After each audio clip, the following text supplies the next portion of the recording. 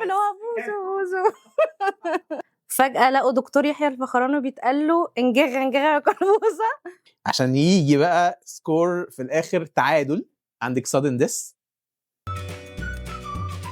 خلينا 4 اشخاص يختاروا اكتر 6 مسلسلات بيحبوهم اتعرضوا على مدار سنين رمضان اللي فاتت.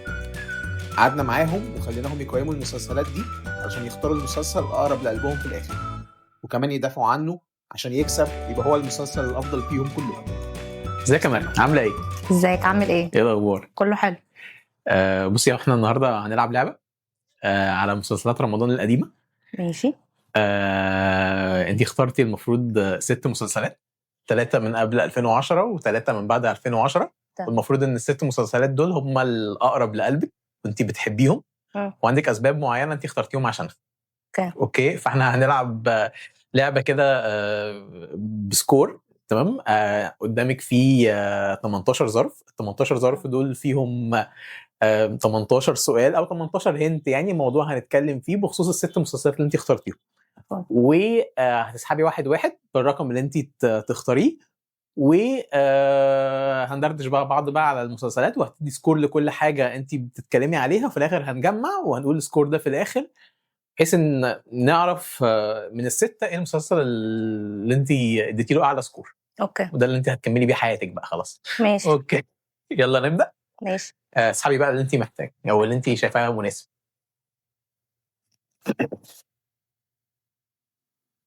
ماشي. يتربى في عزه يحيى الفخراني أسطورة في الدراما، وحمادة عزه كانت شخصية صعبة لأن مش سهل حد يعمل شخصية بالتركيبة دي شكلا وموضوعا. خلينا نتكلم عن أداء يحيى الفخراني وإنه إزاي من الممثلين القليلين جدا اللي يقدروا يتقنوا دور زي ده. دكتور يحيى الفخراني أداؤه كان عامل جميل. ازاي بيتربى في عز الفراغ؟ لا هو جميل علشان هو اصلا ساعه ما مثل المسلسل ده هو ما كانش صغير، واصلا الشخصيه دي عسل قوي ان هو حد كبير ومع ذلك عسول وعايش حياته، بس في نفس الوقت لازم بقى يتحمل المسؤوليه. هو كان فاكك اكتر من اللازم يعني ان هو خلاص هو المسؤوليه مش موجوده في حياته. فلا هو كان اصلا الدور كله كان جميل، كان جميل من اوله لاخره، ما خرجش بره الشخصيه خالص. طب اتكون ان يحيى الفخراني للدور اكيد هو اللي فرق مع المسلسل. انت كنت شايفه ان ممكن حد تاني يعمل الدور فبالتالي لا يليق على حد تاني؟ لا هو كان معمول عشانه. هو كل ادوار يحيى الفخراني اصلا كده، اللي هو بس اللي يقدر يعملها، فبالتالي خد المسلسل في حته تانية. بالظبط. طب تدي اللي اتربى في عزه كام من 10 كمسلسل، كقوه، كجوده؟ لا هو كجودة أنا من رأيي 9/10، لأن هو كان مسلسل متكامل، شخصياته متكاملة، كل شخصية واخدة حقها. لا هو كمسلسل جميل زي الفل. اللي بعد لعبة نيوتن. المسلسل نجح جدا جماهيريا ونقديا، كان فيه سسبنس في خطوط كتير خلتنا نتوتر ونتشد مع الأبطال. ايه أكتر خط شدك في المسلسل عموما؟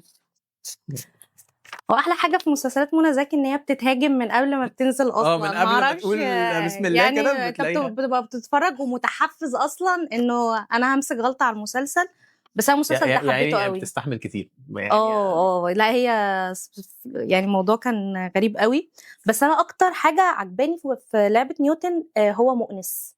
اوكي. انا بالنسبه لي خط مؤنس ده محمد فراج. اوكي. طب هو احلى حاجه في المسلسل. ايه اللي لفت نظرك طيب؟ علشان هو عندما تجتمع الأمراض النفسية مع ظهرت في مؤنس، مع الحقد، مع الأنانية، مع كل حاجة، انت ممكن تبوظ حياة كل البني آدمين اللي عايشين معاك. وهو في الآخر ما مستخبي تحت عباءة الدين يعني. اللي هو انت بتحاول تداري، بس هو انت خلاص انت أول ما هتتحط في الاختبار هيبان بقى كل حاجة انت كنت حاولت تداريها طول عمرك. بالظبط. وكمان الحته اللي يعني اخر مشهد في المسلسل اللي هو محدش بينسى امه يا مؤنس. اللي هو امسكي على الجرح وحطي عليه كلونيا. لا هو كان احلى حاجه. لا هو محمد فراج كان كان رهيب في خطير. الكاركتر ده. فضل فتره حتى مربي دقنه بالشكل ده، والناس عشان المسلسل اتوقف تصوير كتير كانوا بيصوروه في وقت كورونا وكده، فهو فضل فتره كبيره بالكاركتر ده، ومحدش كان فاهم هو بيعمل ايوه ايه. بيعمل ايه. بس هو يعني هو كان بيفت قوي في الدور، وتامر محسن مخرج المسلسل بيثق فيه جدا بصراحه. أيوة. يعني هو احسن ادوار محمد فراج مم. كانت مينلي مع تامر محسن. اوكي، طب بقى تدي للمسلسل او لعبه نيوتن قد ايه من 10؟ كم من 10 كنجاح؟ كنجاح انا اعتقد ان هو ممكن 8/10، لان هو يعني هو نجح وحلو وكل حاجة، بس مش عارفة هل الواحد بيقدر يستحمل ان هو يشوفه مرة تانية ولا لا. ان ممكن يكون هو ما يتشافش كتير يعني. يعني هو ممكن يتشاف مرة وتقعد مثلا كام سنة عشان تقدر تشوفه تاني، فده عشان احداث كتير وكده، فبحس ان هو لا، ممكن 8/10 حلوة يعني. زي الفل. اللي بعده سجن النساء. محدش يقدر يختلف ان المسلسل ده ناجح جدا، رغم انه كان صادم وغامق جدا، وكان فيه كذا قصة وخط درامي. انهي خط معلم معاكي، او اكتر حد اتأثرتي بيه من الشخصيات؟ ليه اخترت سجن النساء اصلا؟ عشان غامق هو وصادم. غامق، كان غمقان مش طبيعي كان يعني. غامق قوي، بس بس انا بحب الحاجات اللي هي الحقيقية.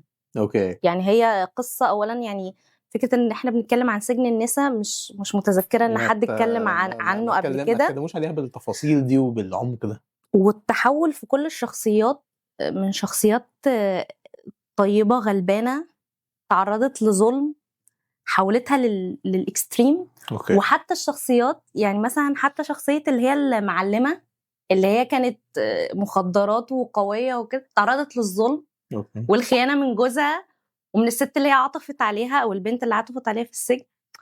فاللي هو انت ممكن كل حاجة تتقلب في ثانية. هي الحياه ما بتدومش عموما ما بتدومش، وانه يعني. والطيبة وان انت ممكن تبقى طيب وبعدين تتعرض عادي للظلم، فتتحول لشخص بقى سيء جدا. هو بصي، هو يعني هو سجن النساء كان مسلسل حاله كده بتيم. هو اصلا كان متاخد من مسرحيه لكاتبه كبيره اسمها فتحيه العسال. ومريم نعوم مؤلفه المسلسل خدته يعني اشتغلوا عليه هي وكامله ابو ذكري المخرجه، وطلعوا تفاصيل كتير قوي احنا ما كناش نعرفها وخطوط كتير. هو المسلسل كان رهيب. انا حتى يعني استغربنا لما بنقول لك ايه المسلسلات المفضله وانت اخترت سجن النساء. فكان بالنسبه لنا ده يعني اكيد مسلسل جميل وكل حاجه، بس يعني احنا كنا متوقعين ان هو يبقى معلوش اقبال كده قوي. يعني هو اتكرر من كذا حد وكذا حد قال لنا ان هو من المسلسلات المفضله. فرؤى، طب تديله كم من 10؟ من 10/10 في الجوده. 10/10. 10/10. هو متكامل. وفي اصلا شخصيات هي طلعت احلى ما عندها في المسلسل ده، بس يعني لا، هو رائع. زي الفل. اللي بعد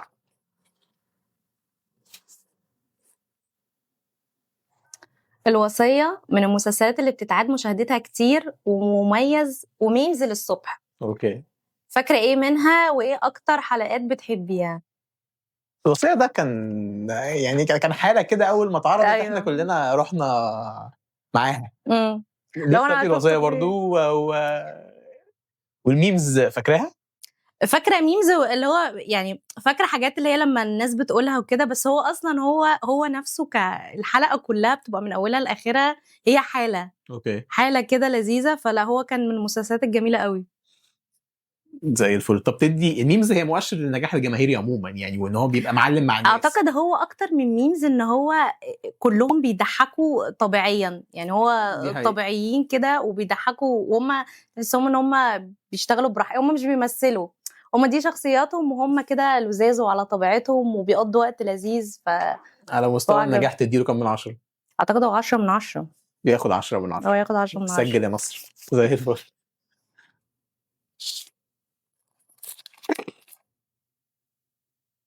تامر كروان هو مؤلف الموسيقى التصويرية للمسلسل، والتتر اللي كان بادي بالأغاني اللي بتتغنى في السجن وبعدين كمل بالموسيقى. بس لما تسمعيه بعد المسلسل هتحسيه جدا.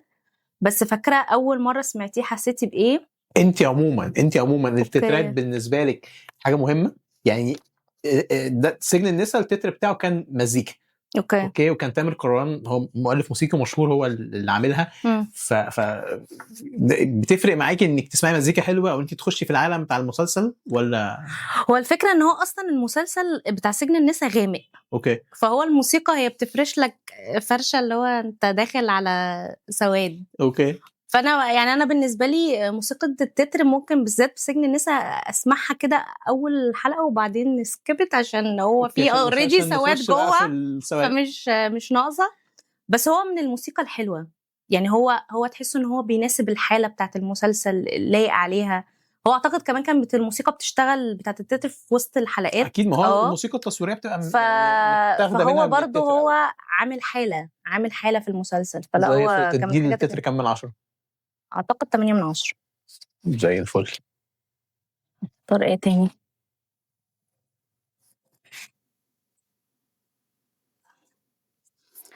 لسه المسلسل ده الناس فاكراه لحد دلوقتي وبيتعاد ومش بنزهق منه. طبعا هو نجح جماهيريا ونقديا وحقق المعادلة دي. ايه اكتر شخصية او خط درامي معلق معاك في المسلسل؟ احنا بنتكلم على حديث الصباح والمساء. اوكي. مسلسل لذيذ قوي. شفتي حديث الصباح والمساء كذا مرة ولا شفتيه مرة واحدة؟ هو انا شفته كذا مرة يعني افتكر انا شفته زمان وما كنتش فاهمة هما بيتكلموا عن ايه قوي. اوكي. وبعدين شفته شوية لما كبرت وبعدين برضو بتحس ان انت شخصيات كتير وشفته يعني شفته كذا مرة وشفته بقى اللي هو كل ما بيتعرض في التلفزيون احنا بنشوفه. بس هو من المسلسلات اللي هي لذيذة قوي اللي هو ايه انت بتكبر معاهم في المسلسل. انت بتشوف كل الشخصيات من اولها لاخرها وبتفهم بعد كده اللي هو ناس بتموت وناس بتعيش. هي دي فكرة المسلسل عموما اللي هي فكرة يعني الأجيال عموما. أيوة. وإزاي الموضوع بيتجدد وبنتوارث ده. في النجاح الجماهيري فكرة ان المسلسل ده يعني هو كان فيه ابطال كتير جدا بتفاصيل كتير جدا وبيتعاد اكتر من مره وبنشوفه. شايف ان هو نجح بسبب الفكره ولا بسبب التمثيل كان عامل ازاي؟ ايه اللي سبب في نجاحه؟ اعتقد هو الفكره ولان كل شخصيه واخده حقها. اوكي. يعني هو شخصيات كتير قوي بس انت عايش مع الشخصيه من اول ما جت او ظهرت في المسلسل لحد مثلا ما ماتت او كملت للاخر. فهو التمثيل حلو ومخليك متعلق بالشخصيات. فانت بتتاثر لما الشخصيه ماتت وبتفرح لما الشخصيه بتكبر وبتتجوز وبتجيب عيال. فهي الناس اتعلقت بالشخصيات برغم ان هو اتعلقتي بمين اكتر شخصيه؟ اعتقد هي عبلة كامل. اوكي. عبلة كامل من الحاجات اللذيذه في المسلسل. نختار حاجه تانية لعبلة كامل. واضح ان عبلة كامل هي جميله. اوكي. وبحب اصلا هي ودلال عبد العزيز الصداقه اللي ما بينهم. الميكس ده الخط ده اللي هو في المسلسل انه هما مع بعض من هما صغيرين والصداقه في المسلسل حلوه. هو ما حدش عايز حاجه من حد. هما اسره واصحاب وعايشين مع بعض. فده كان من الحاجات اللذيذه في المسلسل. كان رائع. طب قيمي نجاح حديث الصباح والمساء. 10 من 10. 10 من 10. انا كريمه قوي. احنا هنقابل مشاكل قدام. انا كريمه قوي.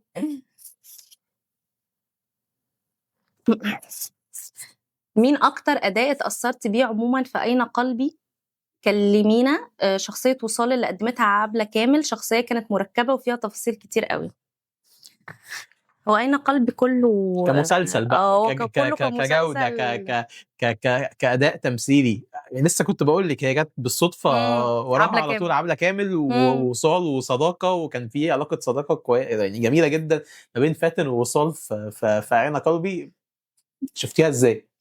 هي احلى حاجه اصلا في المسلسلات اللي هي دي الطيبه دي اللي هي الريتم هادي والناس طيبه والناس بتحب بعض وكل حاجه مفيش مشاكل يعني حتى المشاكل اللي بتحصل اللي هو الهات وخد ما بين العائلات اللي هو يعني بيخلص بخناقه ده من الاخر والدنيا بترجع طيبين وبيحبوا بعض. وفكره الحب اللي هو بتاع الصداقه ده برضو اتقدم بشكل جميل. دي حقيقة. بشكل اللي هو طبيعي جدا واللي هو ما فيش شخصيات اللي هي برضو مثالية اوفر اللي هو لا عادي هم يعني شخصية وصال بالذات اللي هو انت متعاطف معاها وبعدين تيجي في مشاهد انا متضايق منك يا ستي انت بتعاملي كانت بتعمل حاجات ما تهدي شويه غريبة احيانا كده ليه؟ فلا يعني هي كانت من الشخص، هي كانت محليه المسلسل، وفي نفس الوقت كل حاجه ماشيه مع بعضيها حلوه، يعني كله ماشي مع بعضه بعلاقه جميله قوي يعني. بس فهو مسلسل هادي أين ورتمه قلبي كان بطيء. مسلسل جميل ورايق كده يعني انا شخصيا بحبه. طب قيمي أين قلبي كجودة كمسلسل. هو كجوده، على يعني كجوده انا مستني هو 10 من 10. لا 7 من 10. 7 من 10. اشمعنى بقى؟ طب لأن ما بضغطش عليك. هو مسلسل يعني ايه لطيف ورتمه هادي وكل حاجة، بس هو يعني ايه في حاجات برضو في النص اللي هو خلاص يا جماعة يعني تمام، مشوا الدنيا. مشوا الحلقة، يعني ذوق الحلقة معايا. لا بس هو يعني هو 7 من 10 حلو عليه، زي الفل. لذيذ قوي. 7 من 10. خلصتي القرايه كله؟ مش موجود. فؤاد حجاج، عمار الشريعي، أنغام قدموا تتر خلاب وبديع. تعرف معلومة إن في 4 مطربات غير أنغام غنوا التتر وفي الآخر استقروا على أنغام؟ إيه رأيك في التتر والأغنية قدرت قد إيه توصل فكرة المسلسل، ونقيمه في رأيك؟ حديث الصباح والمساء. تتر حديث الصباح والمساء. تتر حديث انا مش عارف فاكراه ولا لا، بس أنا فاكرة أنغام. بس هو بس انغام، وكان يعني كلمات بديعه. يعني انا خايف اقولها دلوقتي اتلخبط. بس يعني التتر ده معلم قوي مع الناس في تفاصيل كتير والمعلومه ديت ان هم يعني حاولوا يلاقوا حد يغني وفي الاخر استقروا على انغام. بس هو التتر كان كان بيوصل الرساله بتاعت المسلسل يعني. محرجة منك أقول لك إن أنا مش فاكرة. مش فاكره. فاكرة المسلسل. لا انا بقول لك اسمعي التتر بتاع حديث الصباح والمساء لو انت يعني ممكن تكون شفتي المسلسل بس ما ركزتيش مع التتر. بس لا يعني تتر حديث الصباح والمساء وركزي في كلماته، الموضوع هيبقى مختلف تماما. يعني هتشوفي المسلسل بطريقه تانية، واحنا يعني هنحاول نسمعك حاجه كده هنا. ماشي. اوكي. طب تدي تتر كام من 10 بما انك ما شفتوش؟ يلا لازم نقيم. انغام، قيمي انغام. لا مش هقدر اقيم. ما تصعدش الامور. 5 من 10.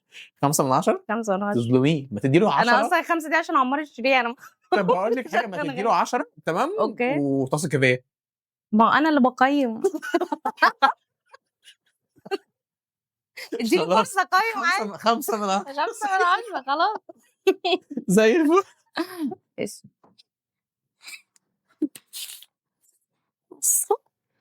اكرم حسني واحمد امين عملوا كوميديا حلوه وكانت كيمياء عاليه بينهم ومفيش افوره.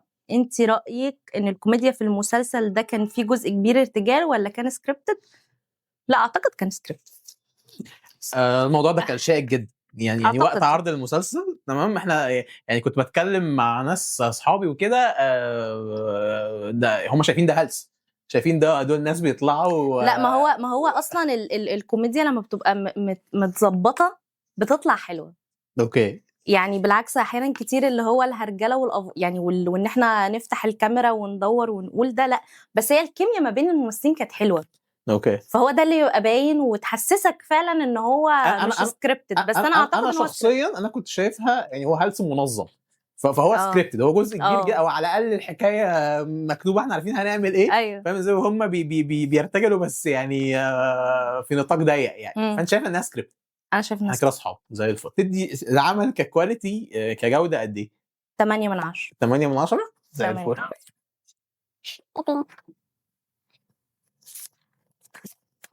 ما قلتليش في الاول بس يعني. لعبة نيوتن كان في أداء تمثيلي جبار من الأبطال، منى زكي ومحمد ممدوح ومحمد فراج. كنت متعاطفة مع حد فيهم ومين أكتر أداء عجبك فيهم؟ محمد ممدوح. محمد ممدوح معبر قوي. محمد ممدوح قصدك ولا محمد فراج؟ لا محمد ممدوح ومحمد فراج. اوكي يعني الاثنين كانوا حلوين بس كشخصيه مين اللي تعاطفت معاه قوي؟ اوكي يعني انت حبيتي مؤنس. انا حبيت تمام. مش حبيت بتفاصيل يعني كنت معجبه بالتكنيك اللي كان بالطريقه اللي كان بيمثل بيها فراج، بس انت تعاطفتي مع الشخصيه. مش تعاطفت مع محمد ممدوح. اوكي. في شخصيته لان حسيت ان هو الراجل ده يعني الدنيا جت عليه. حسيت يعني ظلم. بس هو يعني تحسيها كده هو اتظلم بغشامه بدون قصد. يعني اللي هو عندما برضو تجتمع الميس كوميونيكيشن مع الحقد مع السواد القدر مع الامراض النفسيه. فكنت صراحه متضايقه له. زي الفل. طب تدي لعبه نيوتن كام من 10 كجوده؟ 9/10. 9/10. زي الفل. أين قلبي مسلسل من الأيقونات ليسرى، نجح جدا مع إن رتمه هادي، بس كان في علاقات بين الأم وولادها وعلاقة صداقة قوية بين فاتن ووصال وقصص حب لطيفة جدا. ليه أين قلبي وليه نجح بالشكل ده؟ عشان هو رتمه هادي. عشان هو بيتكلم عن علاقات إنسانية حقيقية، اوكي. اللي هو علاقة الأم بولادها والأولاد في حياتهم وأصدقائهم، قصص طبيعية موجودة في حياتنا. اوكي. البيت شبهنا، شكل الممثلين شكلنا بس حاجه على عادي. قديمه شويه يعني. احنا بنتكلم، احنا بنفرح لما بيعملوا مسلسلات شبه دي اليومين دول، بالظبط. بس يعني وقتها كانوا بيعملوها بطريقتهم وكانوا بيعملوها بطريقه حنينه كده. تقييم النجاح يعني نجاح اين قلبي دي حاجه من 10، رقم من 10. اعتقد هو ساعة ما نزل هو كان مكسر الدنيا لو انا متذكره صح يعني. ممكن تكون في ناس مش فاكراه دلوقتي، بس انا اعتقد 8/10. زي الفل. المسلسل ده كان مختلف سواء في الفكرة او الاحداث، وخلانا نكتشف حاجات ما كناش نعرفها. كلمينا عن عالم السجن، ايه اللي اكتشفتيه من خلال قصة المسلسل سجن النساء؟ خدتي بالك من تفاصيل السجن اكتر وشفتي اللي بيحصل؟ في معلومة عرفتيها ما كنتيش تعرفيها؟ لا انا يعني مش معلومة، على قد ما هو كان مصور ان هم كانوا في السجن محتضنين بعض. اوكي. وانه السجن مش هو اللي فيه الظلم وفيه في الحاجات الوحشه، لا هم كلهم مترابطين ببعض واخوات وبياخدوا بالهم من بعض. هو العالم بره السجن هو اللي صعب وهو اللي فيه ظلم، ومحدش فيهم كان بيحكم مثلا على بعض. هم كلهم خلاص هم كلهم مجرمين. فحسيت ان هو لا، ان هم كانوا مصورينه ان هم مترابطين ببعض. أوكي. او يعني حبوا بعض كلهم في السجن وحسوا ان هم عيله. اوكي. ده بند ايه؟ ده جودة العمل. تدي بقى او تقيمي سجن النساء كمسلسل من كام؟ 10/10. 10/10. زي الفل. عندنا كل ده احنا شفت العمر بيجري. حسيتي بايه اول ما سمعتي تتر يتربى في عزه، واللي كان اثره كبير قوي ان الناس تتعلق بالمسلسل وبشخصيه حماده؟ فجاه لقوا دكتور يحيى الفخراني بيتقال له انجاج فاكره الاغنيه ومين غناها؟ انا بقى أيوة. انا شخصيا لما سمعت، هو اصلا احلى حاجه فيه، احلى فيه ضحكه كده ليحيى الفخراني في نص التتر اللي هو التتر جميل. ايوه. لا بس هو التتر اللي هو يتربى في حماده. انا احيانا بشغله الصراحه لما ببقى حاسه ان انا عايزه اتبسط حته ممكن اشغله اللي هو بس كده اللي هو. هي كانت مفاجاه كبيره بصراحه لما شفنا التتر ودكتور يحيى الفخراني عامل دور واحد اسمه حماده عزه وبيتقال له نجغه قلبوزه، وهشام عباس كمان. لما هشام عباس ايوه هشام عباس اصلا برضو كان مشهور في الفتره دي يعني. كان لسه هو هشام جميل بيعمل اغاني يعني. كانت الاغاني دي بتليق عليه جدا. وايمن بهجت قمر طبعا اللي كاتب التتر. فلا يعني تتر يتربى في عزه كده كان هو من احلى التترات. كان صدمه يعني هو من احلى التترات بجد. يعني التتر قيمي تتر يتربى في عزه. احنا برضو هنقول معلومه عامه، احنا عارفين ان مش كل التترات بيهتموا بيها بنفس الطريقه، بس في مسلسلات واغاني في التترات تحديدا يعني اهتموا بيها جدا وعملوا اغاني عاشت معانا، والمسلسلات بتنجح من الاغاني دي. اللي هو الجواب بيبان من العنوان والاغنيه بتحكي حكايه المسلسل.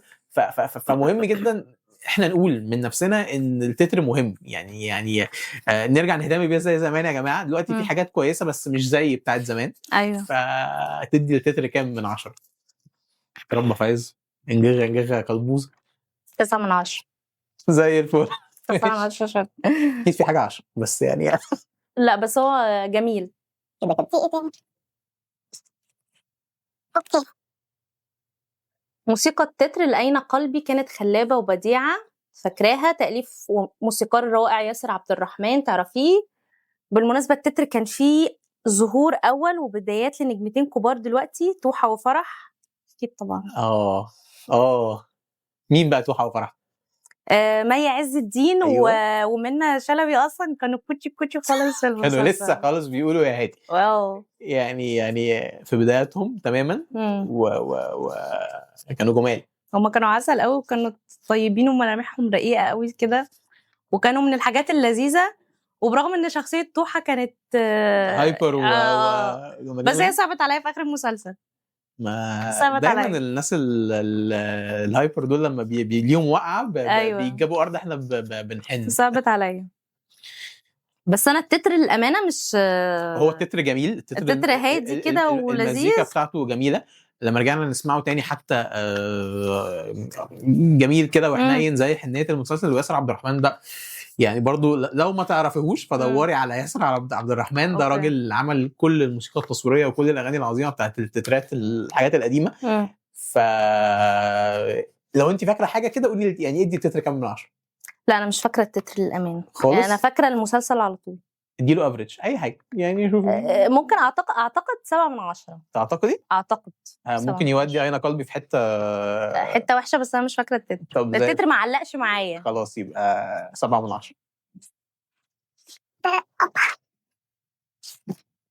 بس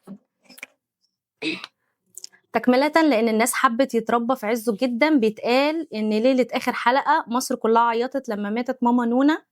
حسيتي بإيه وقتها؟ وهل حمادة كان لازم يفقد أمه عشان حاله يتعدل بدل النهاية الحزينة دي؟ أنا عيطت على ماما نونا. وستيل أحيانا لما ممكن أتفرج على مسلسل تاني ما أتفرجش على الحلقة دي. الدرجة دي؟ لأن هي أصلا يعني هي كانت من الحاجات الجميلة في المسلسل وبعدين بتفكرنا كلنا بكل تتاتنا. فبتحس ان هي يعني بتحس ان انت بقى كل مره تتفرج هتفقد تيتا تاني فالموضوع بيبقى صعب. ودي المشكله برضو ان هو حاسس ان هو منطقي انها تموت عشان هو بقى يعني يفوق بقى. لان للاسف هي الصدمات كان لازم احنا يعني صعقنا كلنا يعني انهارنا. كان حدث يعني ما نيمش مصر. أيوة. كلها. ف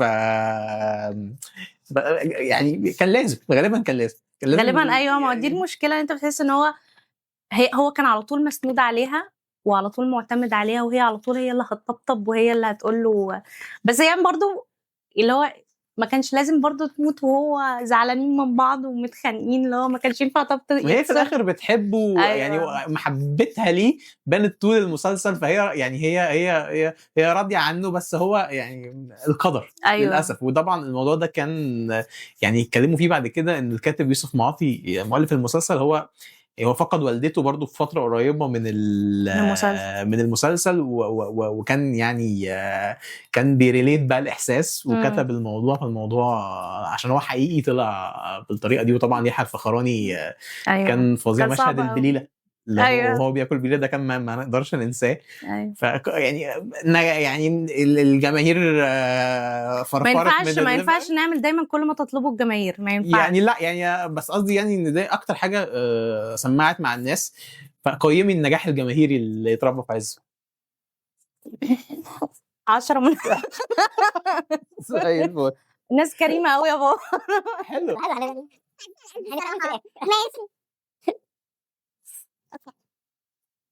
حديث الصباح والمساء كان مسلسل ملحمي مليان نجوم كبار ووجوه جديده وقتها. اغلبهم بقوا نجوم مهمين حاليا. فاكر قد ايه منهم واقول لكم الاسماء؟ كتير قوي. يعني فاكره وجوه جديده او يعني بصي 3/4 نجوم مصر دلوقتي. أيوة طلعوا من هم كانوا في حديث الصباح والمساء. يعني اللي فاكراه منهم قولي. اللي هم اولاد ليلى علوي. انا مش فاكره اللي هو مش فاكره محمد نجاتي. ده كان بس ده ما يعني هو يعني محمد نجاتي ما كملش قوي تمام. بس يعني بس كان من الناس اللي وجوه جديده ساعتها. احمد رزق مين تاني اللي كانت اللي هي اسمها ايه دي؟ مها ابو عوف باين. مها احمد. ايوه. ومين تاني؟ ناس كتير قوي. نيلي كريم. نيلي كريم. ايوه. وداود باشا برضه هو كان ساعتها يعتبر جديد مش داود باشا. لا خالد النبوي كان يعني بس كان يعتبر لسه. لا خالد بجد. كنت حاسه ان هو لسه عادي من لا خالد النبوي كان ليه اسمه كان موجود. بس ومين تاني؟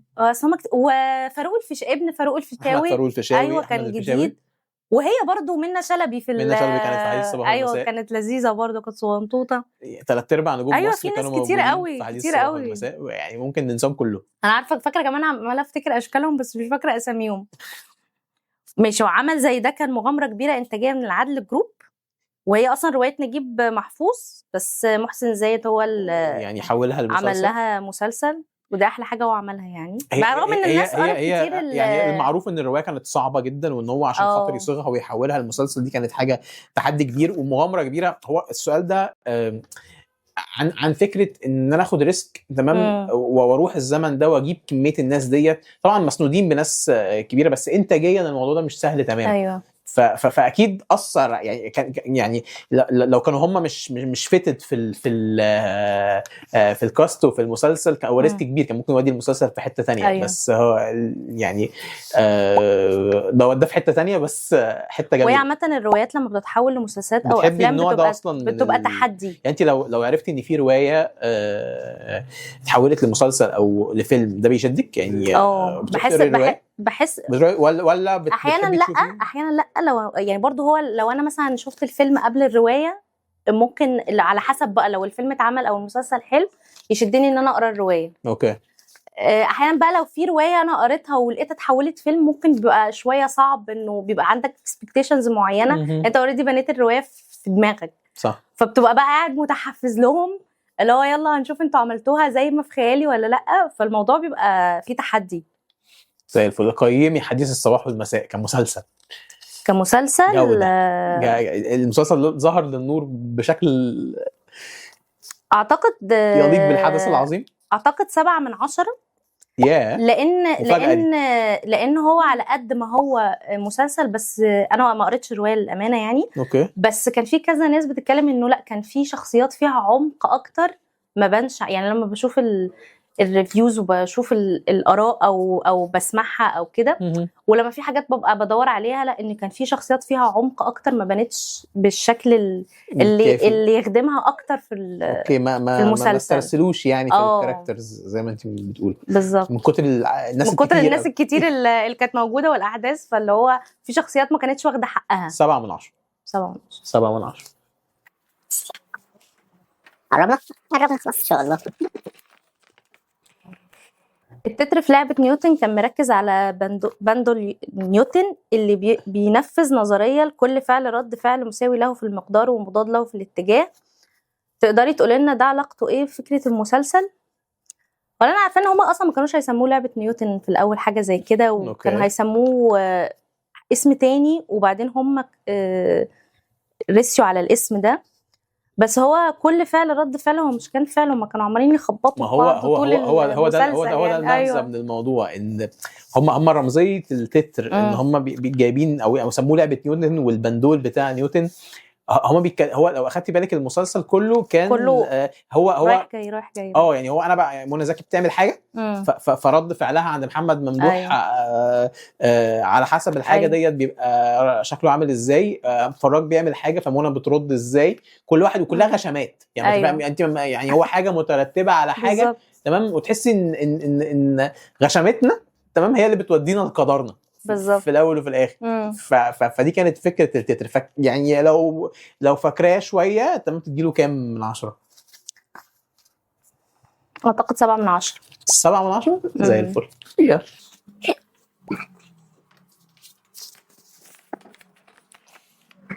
الوصيه. تعرفي تقولي جزء من اغنيه التتر لو فاكراه؟ اللي هو انا بحب الحته اللي هي بتاعت بوزو بوزو بوزو بوزو بوزو بوزو. الحياه مش كل حاجه ايه، الحياه مش فلوس وبس، والحياه وزو حاجه كده. وزو انا بحب اللي هو بوزو.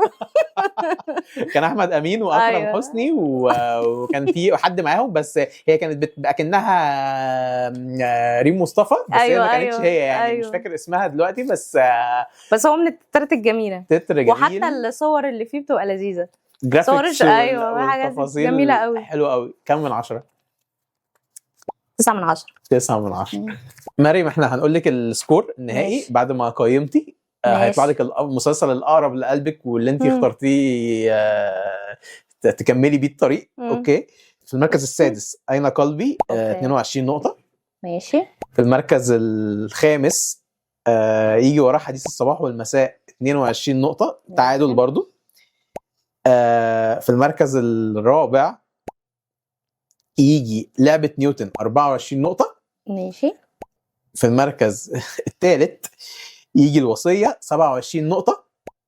اوكي شكلك حزينة. اوكي عشان يجي بقى سكور في الاخر تعادل، عندك سادن ديس، سجن النساء، ويتربى في عزه، الاثنين 28 نقطة. لازم تختاري واحد. مين اللي هتديله النقطة بونص؟ اعتقد يتربى في عزه. دكتور يحيى الفخراني هياخد النقطة البونص، وهيبقى هو المسلسل الأفضل أو الأقرب لقلبك على الإطلاق. شكرا يا مال. ميرسي. شكرا. ميرسي يا جماعة.